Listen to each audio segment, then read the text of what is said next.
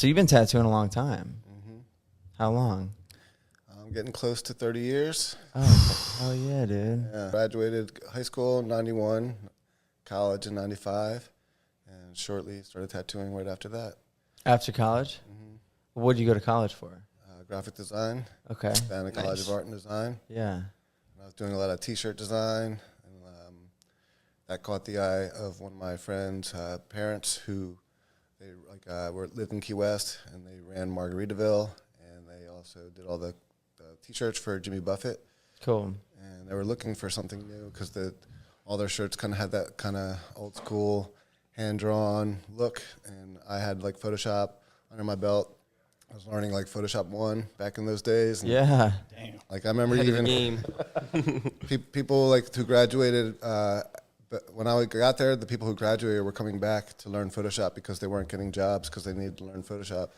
And I was learning it, and I was excited. And but I was doing making a lot of T-shirts and selling them at raves and stuff like that back in the day, or different events. And one of my friends wore my shirt back to Key West, and I caught the eye of his parents, and they're like, well, who's making these cool shirts? And it's like my friend, Mark. And so I set up an interview and got the job to go to Key West. Nice. And so I was drawing stuff like Jimmy Buffett style designs.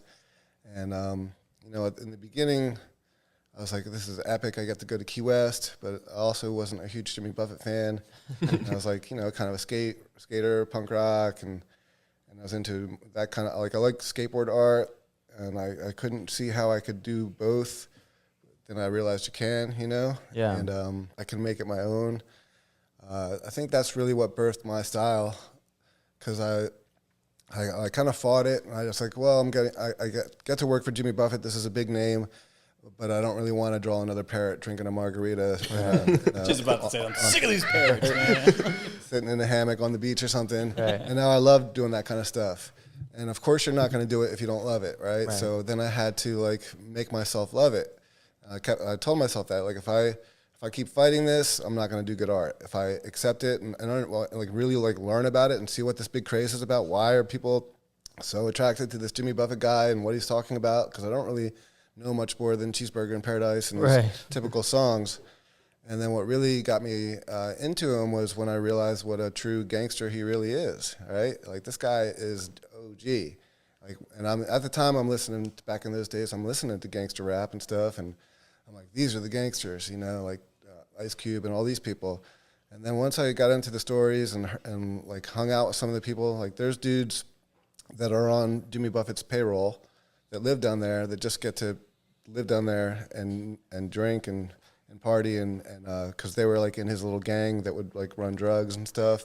Gotcha. And they did time, so they never ratted him out. He never went to jail, and so they're just taken care of for life. And I was like, well, the story's getting more interesting now. Yeah. And then I found out the lost shaker of salt that's in this song is full of coke and stuff, and I was like, okay. It all makes sense now. That's why the girl stole the salt shaker off the table. And hear the songs he's singing about a seaplane and low-flying plane, where he has another song called Treetop Flyer, because he learned to fly really low to avoid the radar. And one of his planes is actually in Orlando. It has bullet holes in it. Damn. Stick your fingers in the bullet holes, And then I was Why isn't that on the T-shirts, man? Yeah. Why did no one ever explain this to me?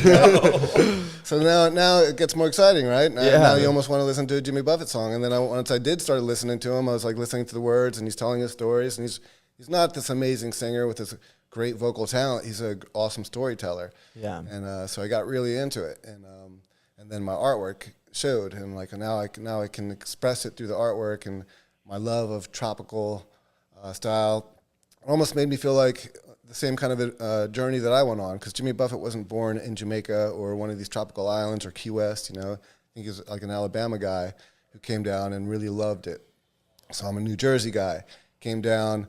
I was like, when I grew up, thinking about a palm tree, living with a palm tree, that's like vacation, that's paradise, right? And so that I felt like I really related to his story, and I was able to put that into my artwork and show my love for living in the tropics, and beach life, and I was diving a lot. So then I started drawing a lot of the underwater stuff, and get into Guy Harvey and Wyland and all that kind of stuff. And like I said, and I don't have to do it like Guy Harvey. I can put my spin on it.